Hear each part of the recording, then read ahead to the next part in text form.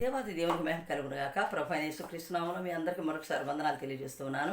మరి నేను ఎప్పుడు కూడా భయంకరమైన పరిస్థితుల్లో ఒంటరి స్థితి నా బిడ్డలను వేసుకుని నేను ఒంటరిగా ఉంటున్నప్పుడు నా ఇంటి వారు నన్ను ప్రేమించెరగరు, నా ఇంటి వారు ఎవరు కూడా నన్ను ఆదరించి ఎరగరు, నా ఇంటి వారు ఎవరు నన్ను ప్రేమగా చూసి నా బిడ్డలకు కూడా ఒక చారణ మందం బిస్కెట్ కూడా పెట్టిన వాళ్ళు లేరండి. అందరినీ నేను అన్ని విషయాల్లో నేను మరి వాళ్ళకి ఉపయోగపడ్డాను, కానీ ఎవరూ నాకైతే ఉపయోగపడలేదు. నాకును నా బిడ్డలకి దేవునికి స్తోత్రం కలుగునుగాక. నన్ను పై చేయగానే ఉంచాడు కానీ క్రింది చేయగా ఉంచలేదండి. చూడు, నిన్ను తలగా ఉంచుతాను కానీ నిన్ను తోకగా ఉంచలేని వాగ్దానాల ద్వారా మాట్లాడిన దేవునికి వేలాది కృతజ్ఞతలు చెల్లిస్తూ ఉన్నాను. ప్రభువా, మరి నన్ను ఆదరించేవారు లేరు, నన్ను పలకరించేవారు లేరు, పరామర్శించేవారు అంతకంటే లేరు కదా. నేను ఒంటరిని, నా ఇద్దరు బిడ్డలతో పాటు నువ్వు మా ముగ్గురితో పాటు నీవు నాలుగోవాడిగా ఉన్నందుకు నీకు స్తోత్రాలు దేవా అని నేను చెప్పుకునేదాన్ని. ఇప్పుడు కూడా షడ్రకు, మేషకు, అబేద్నెగో. నేను షడ్రకు, నా కుమారుడు మేషకు, మరి అబేద్నెగో నా కూతురు. ఈ విధంగా షడ్రకు, మేషకు, అబేద్నెగోలంలాగా ఇంటిలోనే కూర్చుని మేము డ్రమ్ములు కొట్టుకుంటూ నేను కంజీరు కొడుతూ నా బిడ్డ బెల్స్ కొడుతూ ఈ విధంగా దేవుని గొప్పగా ఆరాధించుకునేవాళ్ళం. 14 సంవత్సరాలు ఏ చర్చికి వెళ్ళలేదండి. నేను ఏ చర్చికి వెళ్ళలేదండి. 14 అయిపోయి 15వ సంవత్సరం ప్రారంభంలో మరలా తిరిగి నేను అదే బ్యాప్టిస్ట్ చర్చిలోకి వెళ్ళడం జరిగింది. దేవునికి స్తోత్రం. నా మీద పెద్ద గాలి తుఫాన్ వచ్చేసింది. నా కుటుంబం చీలిపోయింది. నేను చిందరవందర అయిపోయాను. నా బిడ్డలు వేసుకుని నేను ఒంటరిగా అయిపోయాను. నన్ను మోసం చేసిన వాళ్ళు ఈరోజు ఈ భూమి మీద లేకుండా పోయారండి. నన్ను మాత్రం సజీవ సాక్షిగా, సజీవరాయిగా ఉంచాడు. దేవునికి స్తోత్రం కలుగునుగాక. ఈ సజీవమైన సాక్ష్యాన్ని మీరందరూ వినాలి, దయచేసి వినాలి, విసుక్కోవద్దు.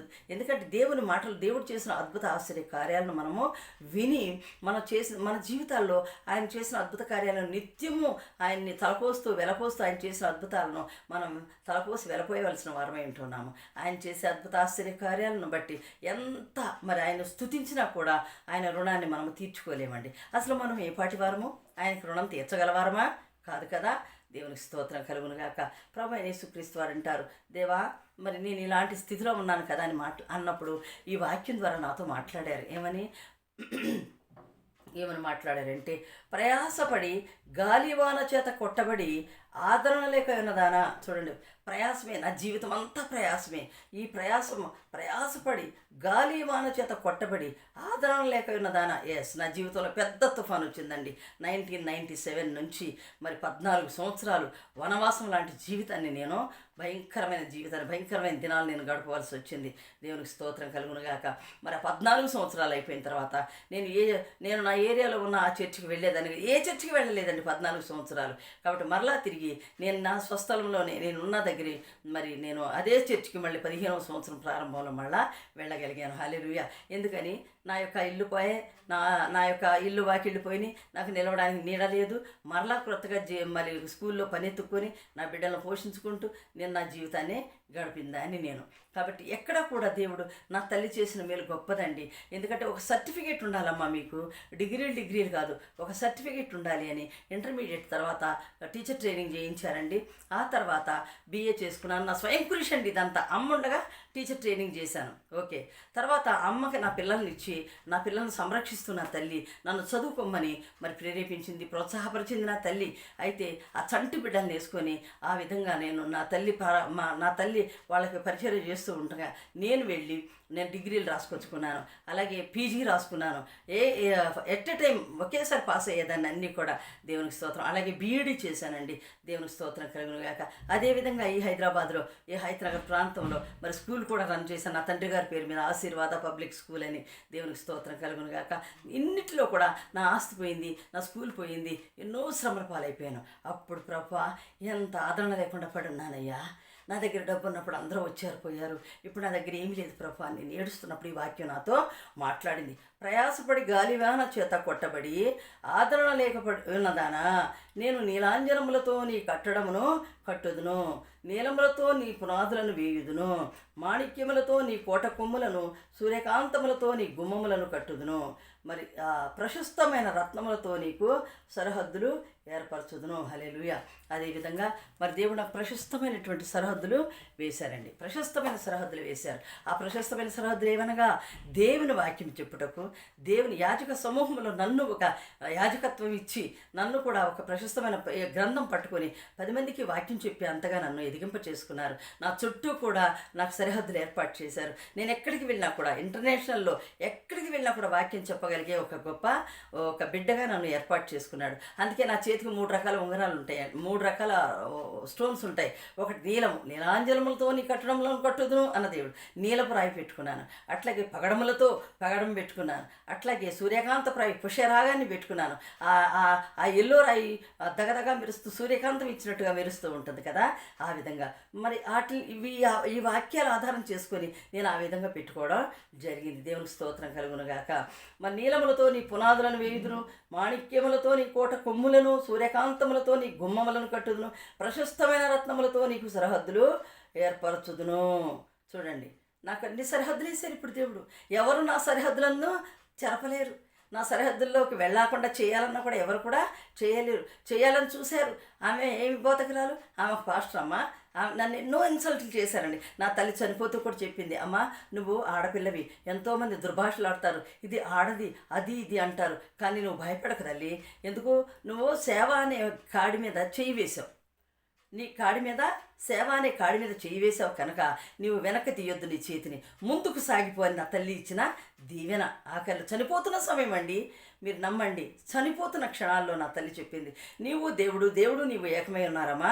దేవుని కాడి మీద చేయి వేసావు, సువార్త అనే కాడి మీద నీవు చేయి వేసావు కనుక నీ చేయిని వెనక్కి తీయవద్దు. మీరందరూ ఇష్టపడకపోయినా, నా మాట విన్నా, మీకు తీయగా అనిపించకపోయినా, మంచిగా అనిపించకపోయినా, ఇది నా జీవిత సత్యాన్ని మీ ముందు మరి నా పుస్తకాన్ని తెరిచి మీకు చెబుతూ ఉన్నాను. హల్లెలూయా.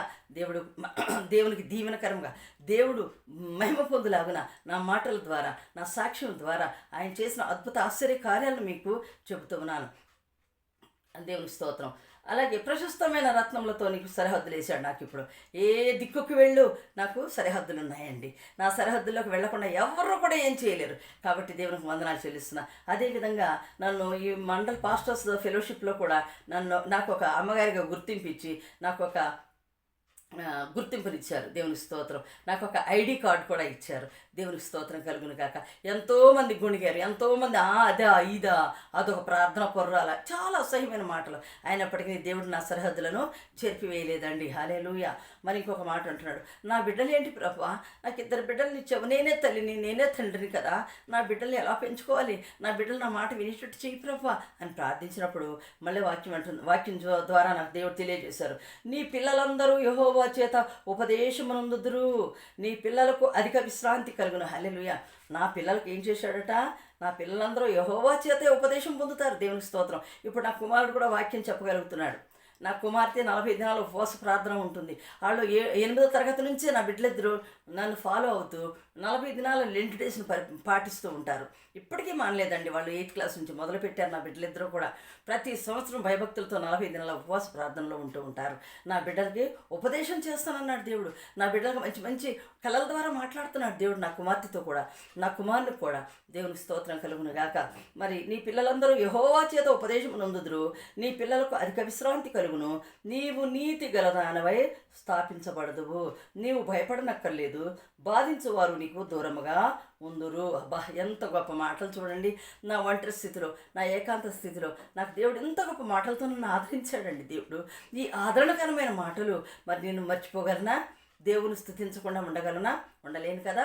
కాబట్టి మీ అందరికీ తెలియజేస్తున్నాను, నా మాటలు వింటున్న ప్రతి వారు కూడా దయచేసి ఈ 10 నిమిషాల ఈ యొక్క వాక్యాన్ని వినండి. దయచేసి సాక్ష్యంతో కూడిన వాక్యంతో కూడిన సాక్ష్యాన్ని మీ ముందు పెడుతూ ఉన్నాను. హల్లెలూయా. కాబట్టి అంటున్నాడు, నీవు నీ పిల్లలకు అధిక విశ్రాంతి కలుగుతుంది, నువ్వేం భయపడొద్దు అన్నాడు దేవుడు. నీవు నీతి గలదానమై స్థాపించబడదు. ఎస్, హల్లెలూయా. నీతి గలదానమై స్థాపించబడతానట. హల్లెలూయా. అది మరి భీతి నీకు దూరముగా ఉండను. భయము అనేది, నేను ఎవరికి భయపడనండి. అది ఎంత పెద్ద మహానాయకుడే కానివ్వండి, ఎంత పెద్ద పాస్టర్ గారు కానివ్వండి, ఎవరైనా సరే ఎవరికి నేను భయపడేది లేదు. నా దేవునికి ఒక్కరికి మాత్రమే నేను భయపడతాను. హల్లెలూయా. భీతి నీకు దూరముగా ఉండను, అది నీ దగ్గరకు రానే రాదు. భయం అనేది నా దగ్గరకు రానే రాదు. హల్లెలూయా, హల్లెలూయా, హల్లెలూయా. మరి అది నీ దగ్గరకు రానే రాదు. దేవునికి స్తోత్రం. నీవు భయపడనక్కర్లేదు, బాధించువారు నీకు దూరముగా ఉందరు. చూడండి, బాధించే వాళ్ళందరూ నాకు దూరంగా అయిపోతారట. దేవుడు తప్పకుండా దూరపరుస్తాడు. నన్ను ఎవరెవరైతే బాధపరుస్తున్నారో, ఎవరెవరైతే అపహాస్యం చేస్తున్నారో, ఎవరెవరైతే నన్ను బూతులాడుతూ ఉన్నారో, ఎవరెవరైతే నన్ను మాటలతో హింసిస్తూ ఉన్నారో, లేని మాటలు నా మీద వేస్తూ ఉంటారో, వారందరూ కూడా నాకు దూరం అయిపోతూ ఉంటారు. దేవుడు ఇచ్చిన వాక్యం ఇది. కాబట్టి దేవుడు దీవించి ఆశీర్వదించునుగాక. అందరూ దయతో వినాలి, సబ్స్క్రైబ్ చేయాలి, లైక్ చేయాలి, మరి అందరికి షేర్ చేయండి అమ్మ దయచేసి.